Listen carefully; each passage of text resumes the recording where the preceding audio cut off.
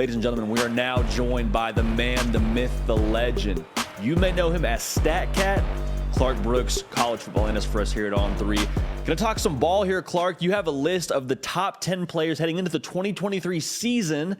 I want to start with Caleb Williams, though, because he's number one on this list. Got Drake May, Marvin Harrison Jr. We'll get into sort of the meat of that list, but how far is the gap between Caleb Williams and these other 9 players? Well, JD, first of all, thank you for having me.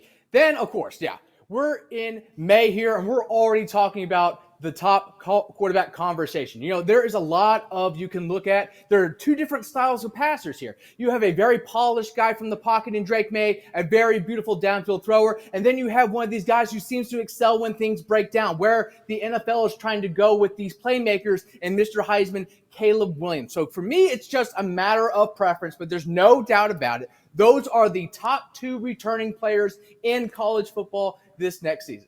And you said it, he's going to be probably the top pick in the entire draft. But with these other 10 players, you've got so many positions. You got a couple of quarterbacks. You got some offensive linemen in different conferences across college football. What was the criteria for putting this list together?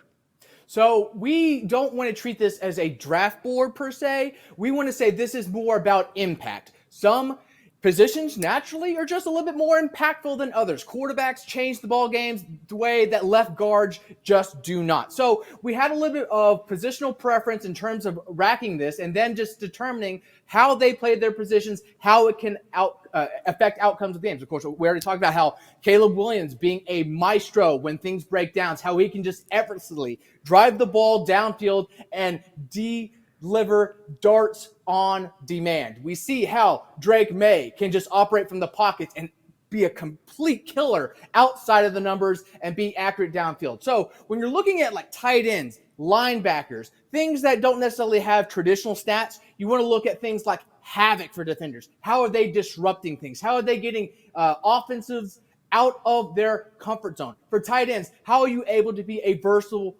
all-rounded player? Are you just a pass catcher, or can you also provide things in the run game, being a blocker as well? And when you're a lineman, obviously, when there's not a lot of statistics for you, you want to go back to, how many sacks they allowed or pancakes like it is in the 1990s. Well, now we can see things like pass blocking efficiency, run grading, how often you're allowing a tackle for loss or contact behind the line of scrimmage. So all those things come into play when you're trying to round out the impact ratings.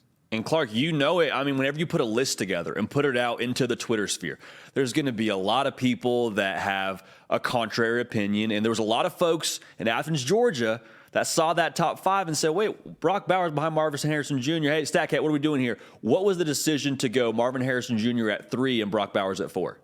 Look, they're both special, and I'm not a hyperbolic person that likes to throw around those types of compliments, but those are 2 special players. But at the end of the day, a wide receiver 1 is just going to be more impactful than a tight end 1. If you want to use this as a bad example per se, you want to think about the Kansas City Chiefs from a few years ago. Tyreek Hill was still very, very important for that offense, stretching the field, getting big plays, even though there was Travis Kelce there to do the down-to-down pass catching and keep them ahead of the chains. Sometimes explosive plays are just a little bit more important, impactful than consistency. And look, he's 6'3", 200 plus pounds. If you were to build a wide receiver in the lab, having a Hall of Fame father, mind you, I mean, where else would you like to start with Marvin Harrison Jr.? His body control is fantastic. He has this trait known as late hands. So, he's not just running down the field with his hands up. He's waiting until the last second to pop his hands up, which gives defenders less chances to react to that, helping himself out in the long run. But look, when you look at Brock Bowers, there's not a whole lot to hate on, man. Very rarely can you see a tight end take a jet sweep to the house untouched. Very rarely can you see a tight end being used as an outlet screen threat. Very rarely can you also use that type of person down the seam and along the sideline as a deep threat. So Brock Bowers, the last 2 years, arguably has been Georgia's best offensive player. And considering that they're still in title discussion, he is absolutely impactful. But just because the wide receiver position is just a little bit more important on a down-to-down basis in terms of delivering explosives, I gave Marvin Harrison Jr. the edge there. StatCat, you talked about impact. I mean, both those guys during the week, you got defensive coordinators watching the tape and saying, Brock Bowers did what? He has how many rushing yards? Marvin Harrison Jr., he's got what kind of performance he put up last game production-wise. I mean, both guys that just are a headache during the week without a doubt. But another guy in terms of impact that you got on this list, the youngest player on this list, you got Harold Perkins, number 6, listed as a linebacker. I guess you just call him a defensive weapon for the Tigers. Now, he's the youngest player, and he also kind of came on later during his freshman season for LSU.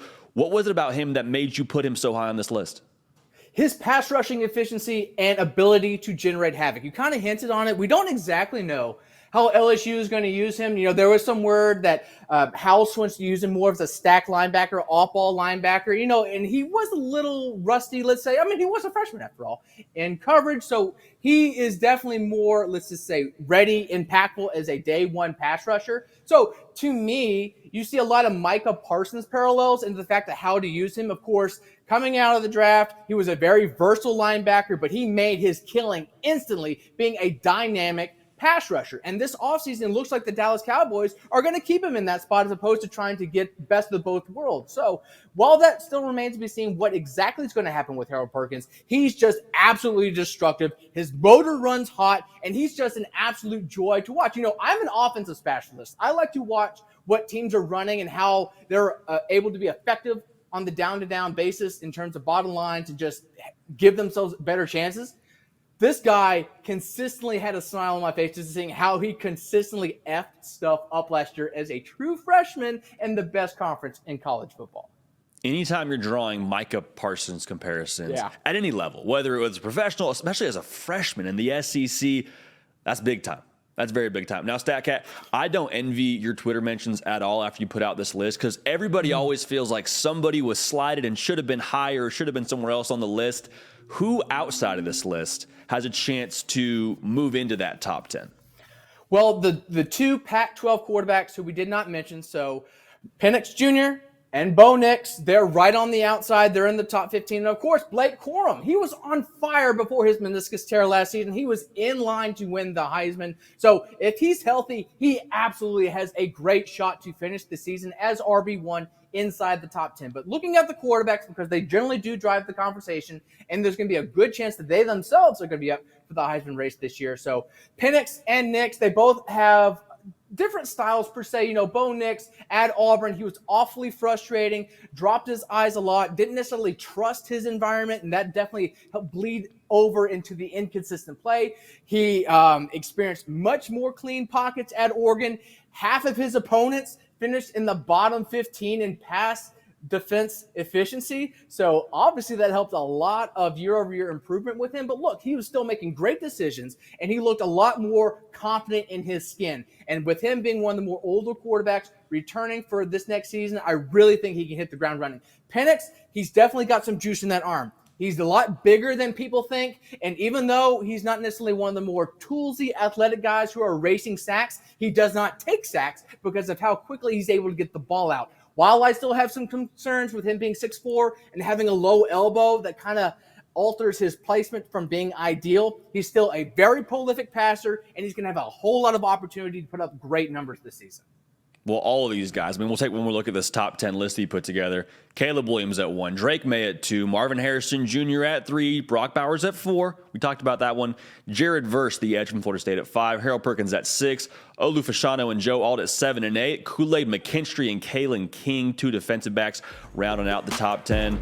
Well, StatCat, we appreciate you making time, brother. Excited to follow all your work. If you haven't yet followed StatCat on Twitter, I would encourage you to do so. Keep you in the know for everything that you love about college football. StatCat, we'll do this again soon, man. Thank you, JD. Had a blast.